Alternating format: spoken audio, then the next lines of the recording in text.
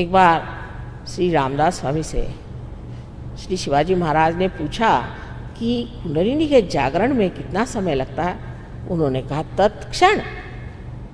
तत्क्षण ये कार्य होता है, पर किसी किसी में समय लग जाता है। उसका कारण ये कि उनका कुछ ढीला मामला है या कोई ज़्यादा ही कसा हुआ मामला है। अब समझ लीजिए, अगर आप टेलीविज़न लेके आए तो तत्क्षण आपको सब दिखाई देता है, पर समझ लीजिए प्लग ही नहीं लगा तो उसे क्या करा जाए। इसी प्रकार जो कुछ भी आपको जानना है वो सारा जानना आप तत्क्षण कर सकते हैं। इसी को ज्ञान कहा जाता है। ज्ञान पुस्तकों से नहीं आता। जो पुस्तकों में है वो सिर्फ बाह्य का ज्ञान है। जैसे पेड़ का ज्ञान हो उस तरह से ये बाह्य का ज्ञान है, लेकिन मूल का ज्ञान जो है वो आपको सिर्फ ऊर्ध्व गति से पार होने के बाद ही जाना जा सकता है। ऊर्ध्व गति के सिवाय कोई और रास्ता नहीं है। कुंडलिनी जब तक आप उठ करके और आपके ब्रह्मरंध्र को नहीं छेदेगी तब तक आप उस ईथर से या उस सूक्ष्म से जो 5 महातत्वों में बसा हुआ है उसमें प्रवेश नहीं कर सकते। तो उसकी जो सूक्ष्मता है उसमें आपने प्रवेश कर लिया। अब हर चीज़ को आप इस्तेमाल कर सकते हैं।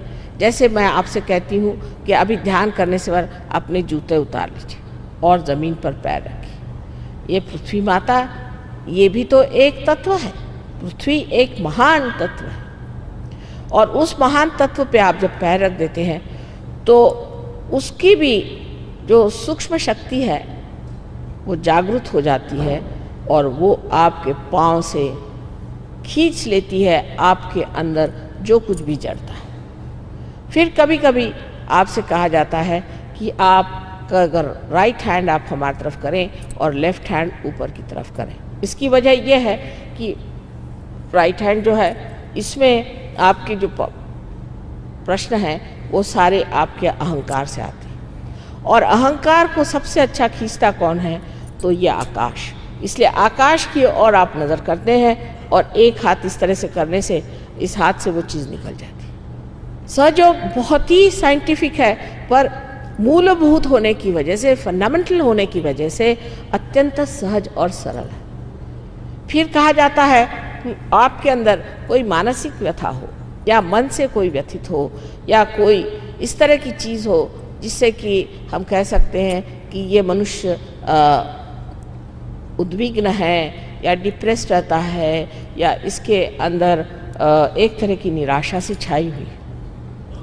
ऐसे लोगों से कहा जाता है कि आप लेफ्ट हैंड दीप की तरफ रखें। अब जो दीप है ये नेगेटिविटी को भगाता है। दीप रखते ही साथ वो दीप एनलाइटन हो गया, उसमें उसका जो सूक्ष्म प्रकाश है वो अंदर बहना शुरू हो गया। उस प्रकाश के डर से जो नेगेटिविटी थी वो आपके अंदर इस तरह से आई और आ करके आपने यहाँ ज़मीन पर रखा तो उसने खींच ली। तीसरी बात कही जाती है कि आप दोनों हाथ फोटो की तरफ रखें और दीप जलाएं और दोनों पैर पानी में रखें। उस दीप के कारण आपके अंदर जो दोनों ही तरह की नेगेटिविटी है वो पानी खींच लेता है। इस पानी में थोड़ा सा नमक डाल देने से ये भी सूक्ष्म रूप से बड़ा भारी सागर बन जाता है। इसका बहुत ही साइंटिफिक कारण है। जो भी क्रियाएं सहयोग की हैं वो बेवकूफ़ी की नहीं है, लेकिन वो इतनी सीधी सरल है कि लोग समझते नहीं। ईसा मसीह के 12 शिष्यों पर जब आदिशक्ति होली घोस्ट का आशीर्वाद आया तो वो सब चक्रों की बात करने लगे और हाथ वाथ घुमा करके आपस में बताने लगे। तो सब ने सोचा कि ये तो कोई पागल लोग हैं, उनको पागल में ही कहना शुरू कर दिया। लेकिन उसका अर्थ ईसाइयों ने ये लगाया कि वो कोई ग्रीक लैटिन ऐसी भाषा बोल रहे थे, वो चक्रों की भाषा बोल रहे थे।